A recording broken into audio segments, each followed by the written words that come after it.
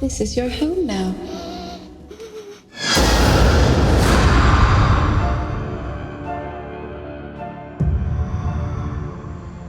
All right.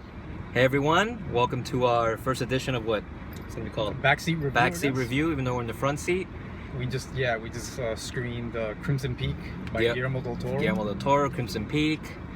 Our first reactions, without getting spoiler free, was I thought it was pretty good. Really good. Old school, very Victorian Gothic horror.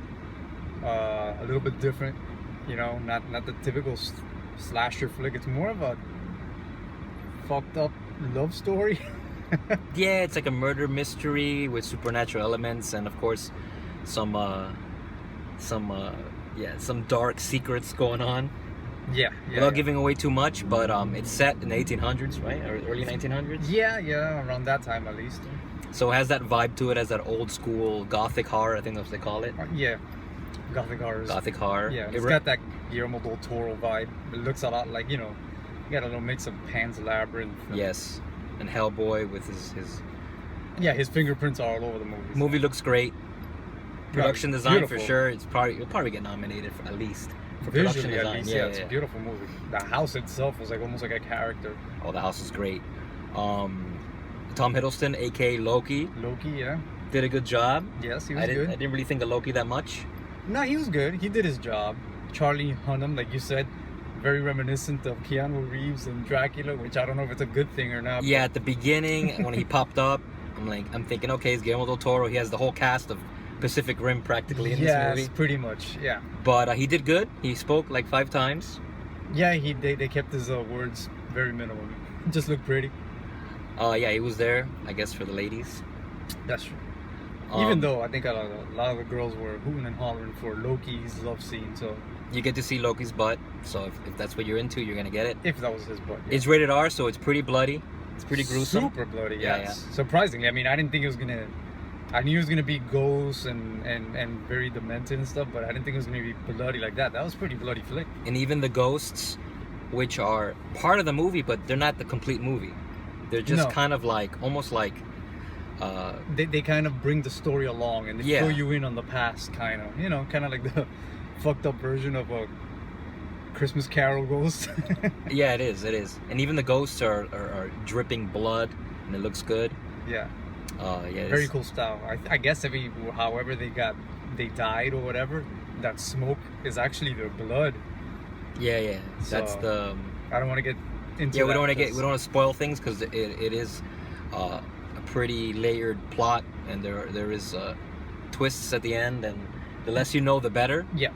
But I came in actually 20 minutes late, so you want to say a brief like synopsis what the movie is like before, without giving away the end? Yeah, I mean, basically, there's a very wealthy in America. There's a very wealthy American family who they're like builders, and the main father, he only has one daughter, and that's like the apple of his eye or whatever. And there's a British Loki comes to town, and he's trying to partner up with them because he's had failed attempts in other countries, and for one reason or another, he hasn't been able to partner up with an upcoming company, so he tries to pair up with them, and he falls in love with his daughter, and the father has nothing to do with it, so he doesn't let the partnering happen, and he kicks him out in a way.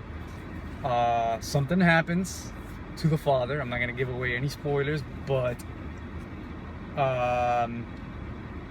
it entails her getting married to Loki and moving to England, to his mansion. And that's pretty much where the movie's really starts. That's where the movie really starts, exactly. That's just a setup, and then it's I guess you could say a classic haunted house movie. Yeah. Which it all takes place in a haunted house, and there's a character, discovering rooms and mysteries and all that stuff. So right. And then she gets visited she sees ghosts, and they drop hints, and they're trying to explain to her different things that are going on through the movie. And Charlie Hunnam plays a physician, right? Or he's supposed to be a detective? Or yes, he's a physician, but he's also a love interest. He was in love with her from the beginning. So, he was? Yes, so he kind of takes it upon himself to go find her because he feels like there's something fishy in the way the father died. That makes more sense. I thought he was just investigating a situation that occurred. No. So and Halloween that's 3. why. Yeah, no, that's why he actually goes to England. That and makes more whatever, sense. So. But A lot of things happen that we can't give away because it's too many spoilers. But basically, the whole movie is 3 people, right? 4 people with Charlie Hunnam inside a house. and he's not there all the time. No, he shows up towards the end. So it's just basically 3 of them in that house, and Loki, and I keep calling him Loki, but Tom Hiddleston. Tom right? Hiddleston And his sister, which is his sister Jessica Chastain. Jessica Chastain. Who yeah. did really good.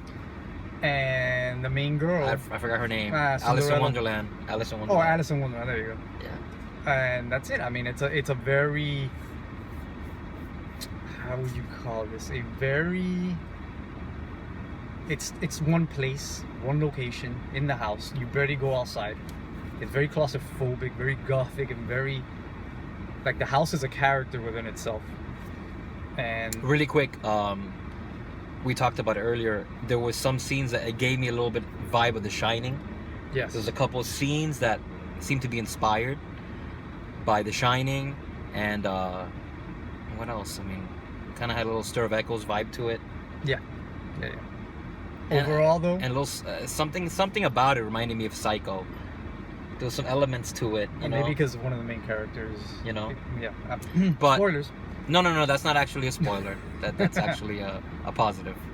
But anyway, it comes out in a few days. I recommend seeing it. I highly recommend it. It's very good. It's very different from a lot of the horror movies that we've gotten now for a while. You know, Yeah. it's very Victorian. Don't be afraid to say, oh, it's a Victorian. It's going to be a boring timepiece. No. It's got a good tempo to it. It's kind of fast cut.